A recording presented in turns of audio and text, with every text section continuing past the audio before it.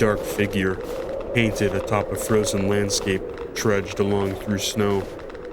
Blistering cold battered their covered form, wind catching in the scoop of their black parka's fur-lined hood.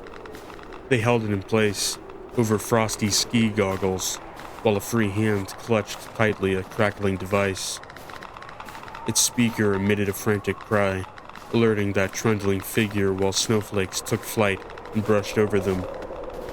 On the horizon, another dark shape, geometric and still.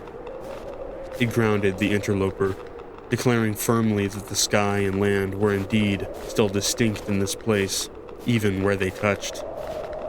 That sight gave the traveler a moment of hesitation, through which they halted movement and simply stared. Mitten-clad hands patted their host's torso in search of something, while that device chattered. Soon they found it, peeling away Velcro to access a sealed pocket and retrieve a writing pad. The figure inelegantly flipped pages, which fought hard to settle at their origin points in this violent windstorm. Finally, they conceded and revealed a page with hastily scrawled words, alien to most. Obelisk. Below it, Vathos. The figure glanced between those haunting words and the sight laid before them as that crackling still invaded their mind. Howling wind blew their hood back and exposed their head, concealed by a stone-colored balaclava. Frigid air steadily dropped their body temperature every minute here, even covered head to toe. The sight is unpredictable and presumed highly dangerous. Volatile energies of unknown origin may be present. Brief exposure is recommended under Bureau Guidelines, Section 9. Their view drifted up from that authoritative lined paper. It called to them in some unseen way. A potent psycho-tangible link had been established against their will, and it nudged them forward. Now, just yards away, they glanced down. That device, once meant to measure localized radiation, was going haywire. Whining noise grew in their head, expelled from the aluminum housing. This instrument fought for its life, the small panel on its face whipping a needle side to side with feverish panic. Still, that figure pressed on, snow sloshing off their path as they ascended the gradual hill. A buzzing sensation slowly took shape in the center of their skull. It extended strategically in all directions, matching the Geiger counter's thrum. But as they neared the dark shape, an eerie quiet swirled around it, keeping a raging snowstorm at bay like the eye of a tornado. The figure looked around, briefly at their tools, then back at the shape. They put away their notepad and pulled a small red camera from that same spacious pocket, then aimed at the static structure. It captivated them, necessitating photo after photo to document its unusual properties. But even stranger was its appearance. The figure hiked the remaining feet, ignoring their instrument as it whirred frantically.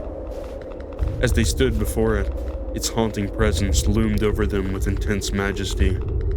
This was otherworldly, no doubt, but in what ways? A large black obelisk, exactly one lonely, three-dimensional rectangle planted in this desolate Arctic tundra. Several weeks ago, a group of expeditionary civilian researchers stumbled across it by pure happenstance. Uncharted, uninhabited territory, they believed, until the white parted, and this obsidian sentinel stood before them. Only 3 remained from a group of 24. One was critically wounded, while the remaining scientists were in a catatonic, non-verbal state. The figure recollected reading the reports back in the warmth of their brutalist workspace. There were no other known survivors. At least, no other bodies to suggest any such fates. As they wiped their hand over its textured surface, and the cloth of their mitten cleared frost, they could swear they heard voices. Faint, faded. They manifested as fractured glimpses into a hidden past, begging to be known. But soon, those too vacated their mind. All that remained was that sickening buzz and sudden loud popping. They glanced down to see their Geiger counter suddenly cease functioning. Its needle halted, pinned to the right, and its voice fell silent. As their vision returned to this monolith, odd things began to appear before them. Its surface shifted like a living organism. Writhing, inky blackness roiled underhand, but it was still solid, like stone covered in liquid. This structure seemed to be secreting a viscous substance.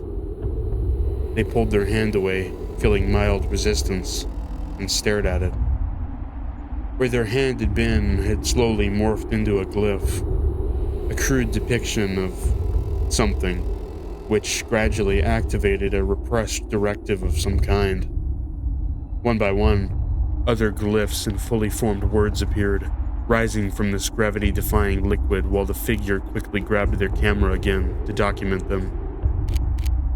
Absent their hand, that liquid soon settled and returned to a solidified state in the frozen atmosphere.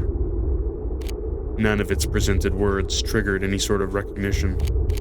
No earthly language they knew resembled these icons, yet somehow it spoke to them, uttered unknowable truths. That this was a precise tongue belonging to ancient peoples, perhaps not of this dimension. They circled the monolith as a distant noise battled the snowstorm for dominance. A harrowing sight prompted their camera's viewfinder up, a tiny LCD panel recreating the scene. The same energy that had done in the Geiger counter now left blotches and streaks of dead white pixels on that hazy screen as the figures stared into it. That nearing noise caught their attention and shifted their gaze to the distance. A third dark shape, this time in the sky, with something swinging below it. The mechanical beast came to hover over this monolith, its rotors loud even against the wind, lowering a device that would encircle it. The figure lowered their camera and studied the straps as they were slowly wrapped around it. Left motionless and statuesque, partially embedded in the monolith, the faces of several humans, frozen in horrified, pained expressions. They seemed to howl in anguished silence, fused with this strange apparition in a cold white desert. Rotor blades spun over a bright void, deafening the figures they stared down at their notepads' scribblings. Goggles firmly rested upon their forehead, narrow eyes focusing on those alien glyphs, recreated nearly perfectly within the notepad. Subtle jostles moved them side to side, partially submerged in thought of the monument carried mere yards beneath their feet. Gradually, the figure looked over to a handful of similarly dressed individuals, hued with varying colors, that seemed as downtrodden and drained as they did. One of them, a taller, lankier figure, locked eyes for several seconds before bowing his head in solemnness. The bundled figure followed suit, drawn back to those words laid out upon their gloved hands. A strange sound built within the booming noise around them, buried, while the figure pulled out a pen. They were compelled by some invisible force to write, inscribe a note of tremendous power as that whisper grew and grew to overtake the rotors. Out of stiff, inhuman movement, a venomous icon took shape across lined paper. Squiggles, perhaps a word from linguistics yet unknown, nor perceptible by man's inferior mind. A plane of transcendence inaccessible to mortals, limited purely to physical stimuli and the interpretations thereof. Dark tendrils were reaching out from a space beyond space to quite literally spell it out for them. Now, something undeciphered, and for some time the way would likely remain, though not indecipherable. Sweeping lines and shapes which seemed to fold over each other as ink bled into a deep blue soup. Negative space, the face of this paper, presented like stars in that entangled void. It profoundly transfixed the figure, singularly capturing their attention. Looking at such an image, so simple as etchings on the refined product of our natural world, was as mesmerizing as staring into the cosmos' everlasting abyss itself. They could sense that void growing restless, in fact, as the obelisk suspended over an ocean of snow stirred. A darkness writhed within, seeping through cracks in its Stygian stone surface. The figure's soul constricted as a looming presence attached itself to it, prompting a shudder that drew attention. Those other bodies aboard this bird ogled, uncertain of the unusually quiet envoy, made more ominous under dim red lights. Something vast, old, and unknowable had unexpectedly tapped into our world. That much was certain. It was being exhausted into the very air within this chopper cargo bay. But it had taken great precaution. Intentional, intelligent, or primordially reactive, to obscure its intent and its nature.